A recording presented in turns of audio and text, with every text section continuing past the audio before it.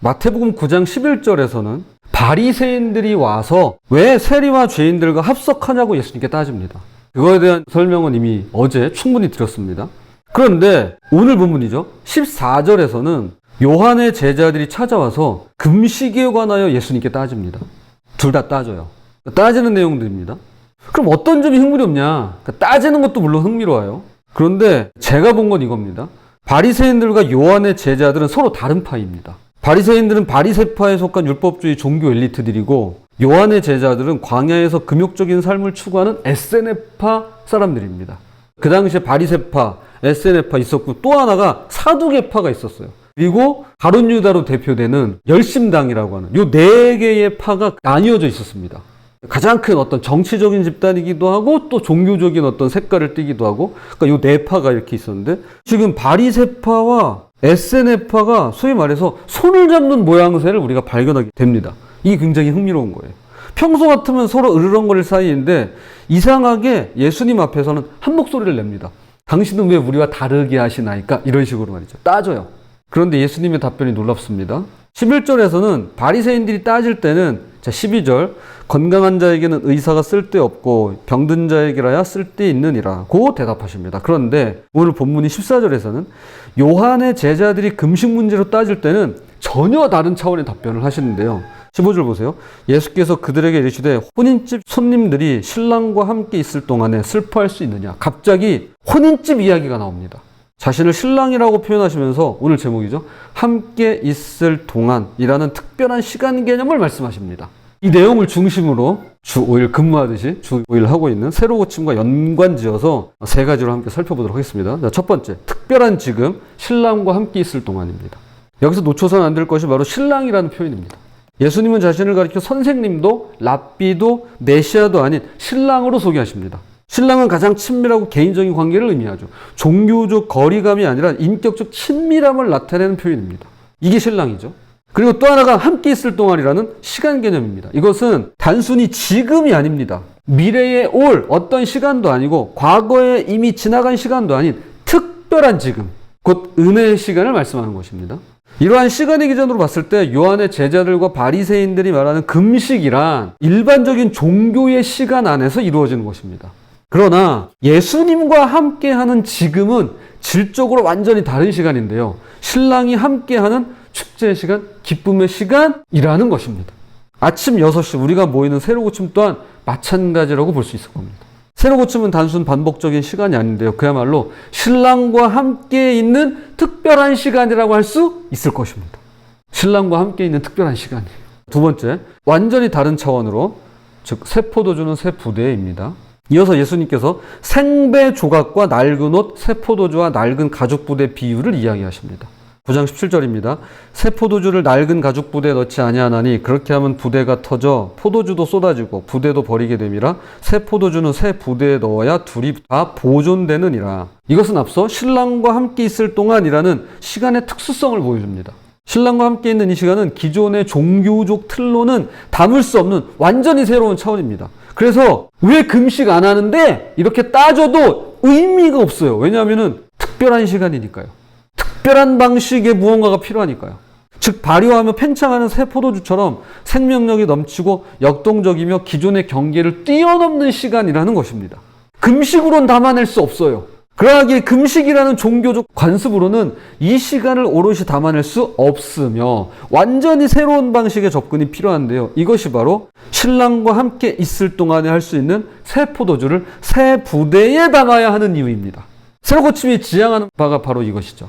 우리가 날마다 맞이하는 그날의 아침은 어제의 틀, 어제의 방식으로는 담을 수 없는 새로운 은혜의 시간입니다. 오늘은 오늘 주어지는 은혜가 있어요. 어제의 은혜로는 다 담기지 않아요. 오늘은 오늘 주시는 특별한 은혜가 있다는 것입니다. 주님이 우리에게 허락해 주시는 그 오늘의 은혜로 우리를 새롭게 하시고 고쳐주신다는 것입니다. 자, 이제 바로 이어서 두 개의 놀라운 치유 사건이 일어납니다. 이게 바로 새 포도주는 새 부대에 담는 모양새입니다. 18절 한 관리가 와서 내 딸이 방금 죽었사오나 오셔서 그 몸에 손을 얹어주소서 그러면 살아나겠나이다 라고 말합니다. 그리고 서둘러 그의 집으로 가는 길입니다. 그런데 그 가는 도중에 20절 12년간 혈루증을 앓던 여인이 그 겉옷만 만져도 구원을 받겠다라고 생각합니다. 관료였던 야이로는 손을 얹어주시면 살아나겠나이다 라고 확신하고요. 혈루증 여인은 옷깃만 만져도 나을 것이라고 믿었습니다. 여기서 한 가지 의문이 생깁니다. 도대체 이들의 확고한 믿음은 어디서 나오는 걸까요? 여러분, 사람이 죽었어요. 그런데 손을 얹으시면 다시 살아나겠대요. 여러분, 이 믿음, 이거 어디서 나오는 걸까요? 지금 서둘러 가시는 길입니다. 근데 그 많은 인파를 뚫고 그냥 옷깃만 만져도, 옷깃만 스쳐도 이 병이 낫겠다라는 확고한 믿음을 가진 여인이 있습니다. 도대체 이 믿음이 어디서 나오는 걸까요? 물론 여러 방향에서 접근하고 다양한 이야기를 할 수 있을 겁니다. 만 오늘 말씀의 맥락에서 보자면 전 이렇게 보는 것입니다. 이것은 단순히 그동안의 기적을 일으키신 예수님의 능력을 받기 때문만은 아닐 것입니다. 이게 그냥 단순히 소문만 들어서는 아닐 것입니다. 이들은 신랑이 여기 함께 계심을 깨달은 사람들인 것입니다. 오늘 말씀의 맥락에서 보자면 이들은 지금 신랑이 여기 함께 계심을 깨달은 자들이에요. 아, 저분은 신랑이셔? 그리고 저분이 함께 있을 동안에 무언가 역사가 일어날 거야 라고 말이죠. 그러므로 셋째로 알게 되는 사실은 신랑과 함께 있기에 생겨나는 믿음입니다. 신랑과 함께 있을 때 생기는 믿음이 있습니다. 신랑과 함께 있는 시간에는 죽음도 10년간의 절망도 전혀 문제가 되지 않는다는 것입니다. 신랑의 현재 임재가 모든 것을 가능하게 만들기 때문입니다. 저는 이 시간에 함께 모인 우리야말로 그러하다고 믿습니다. 매일 아침 우리가 경험하는 것은 신랑과 함께 있는 특별한 시간입니다. 이건 그냥 단순하고 반복적인 그런 시간이 아니에요. 저는 이것이 말씀을 봐야 하는 이유라고 생각합니다. 그동안 놓치고 있던 것들을 말씀을 통해 접하게 되고 이것이 우리 마음 깊숙이 뿌리를 내리면 철을 따라 자연스럽게 열매를 맺게 되는 것이죠. 또한 이것이 바로 우리가 기도를 해야 되는 이유라고 생각하는 것입니다. 우리가 한 번 더 기도할 때 그 시간들이 쌓이고 쌓여서 신랑과 함께하는 시간을 만들어낼 수 있다는 것입니다. 바로 이 신랑과 함께 있는 특별한 시간 안에서 우리는 어제의 실패도 오늘의 불안도 뛰어넘을 수 있는 새로운 믿음을 경험할 수 있으며 다른 어떤 것보다도 신랑과 함께 있기에 더더욱 믿음을 가질 수가 있는 것입니다. 주님이 우리에게 믿음을 선물로 주시는 시간이에요. 주님이 우리더러 너는 나를 따라오라 라고 계속해서 초대하는 시간인 것입니다. 신랑과 함께 있음을 믿기에 믿음이 더욱더 견고해지고 무엇보다도 예수님의 제자로서 그분을 날마다 믿고 따라가는 그런 우리가 되었으면 좋겠습니다. 말씀의 결론을 맺겠습니다. 매일 아침 6시 우리가 새로 고침으로 한자리에 모이는 이유가 뭘까요? 하루의 첫 시간을 맞이하는 기도 시간일까요? 아니면 종교적 의무감 때문일까요? 저는 모두 다 해당된다고 생각합니다. 첫 시간도 맞이해야 되고요. 의무감도 필요합니다. 있어야죠. 이런 것도 없으면 어떡해요? 그런데 오늘 말씀을 통해서 더 중요한 사실을 깨닫게 되는데요.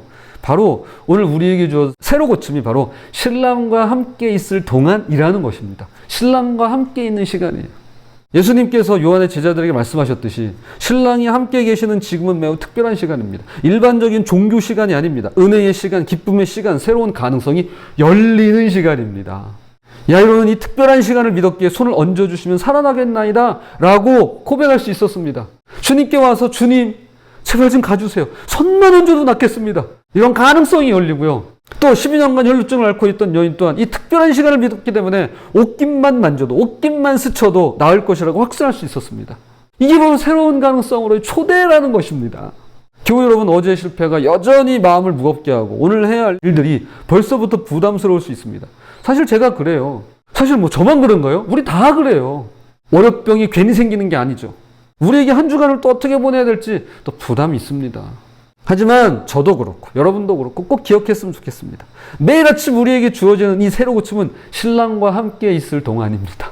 새로 고침의 또 다른 이름으로 너무 잘 어울리는 것 같아요. 신랑과 함께 있을 동안. 부디 이 시간에 특별함을 먼저 믿으시기 바랍니다. 믿는 게 먼저예요. 아, 이 시간은 신랑과 함께 있는 시간이야. 아, 내가 지금 신랑과 함께 있지. 그리고 새로 고침을 통해 신랑과 함께 있을 동안 새롭게 되시고 성경의 인물들처럼 육신의 질병과 마음의 상처가 고침을 받으시는 저와 여러분이 되시기를 주님의 이름으로 부탁을 드립니다.